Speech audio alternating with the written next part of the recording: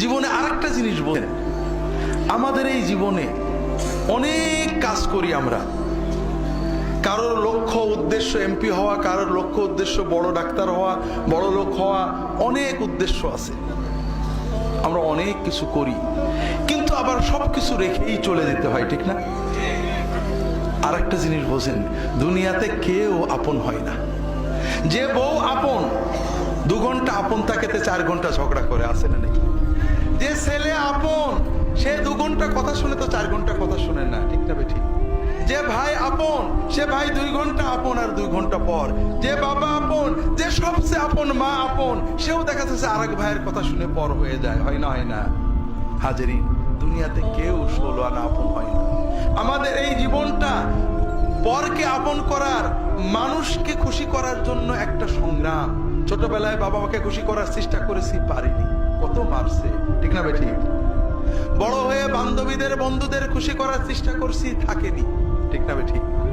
বিয়ে করে বউকে স্বামীকে খুশি করার চেষ্টা করেছি, 16 আনা কখনোই হয়নি, ঠিক না ঠিক? কর্মক্ষেত্রে, জীবনে, সব জায়গায় আমরা 12 আনা ব্যর্থ, যদি 4 আনা সফল হইও, ঠিক না ঠিক? একজনই আছেন যাকে আপন করলে তিনি কখনো পর হন না, কে? আল্লাহকে আপন করতে পারলে সব সময় আল্লাহকে সাথে পাবেন। যদি আল্লাহকে আপন করে নিতে পারেন, আপনার বিপদে আপদে কষ্টে দুঃখে সব সময় মনে হবে আল্লাহ আপনার সাথে গেছে।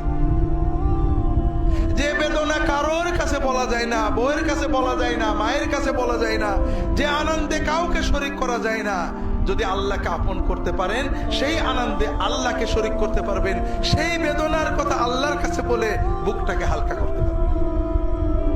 কথাকে বুঝতে পেরেছেন? কাজেই ভাইরা, আসেন না সবাই নিয়ত করি যে এত সহজ কাজ আমরা নিয়ত করলাম, আল্লাহ আমার বাকি জীবন যতটুকু আছে, 1 দিন হোক আর 100 বছর হোক, আমি তোমার ওলি হওয়ার চেষ্টা করব। আল্লাহ তাআলা সকলের নিয়ত কবুল করে নিন, আমিন।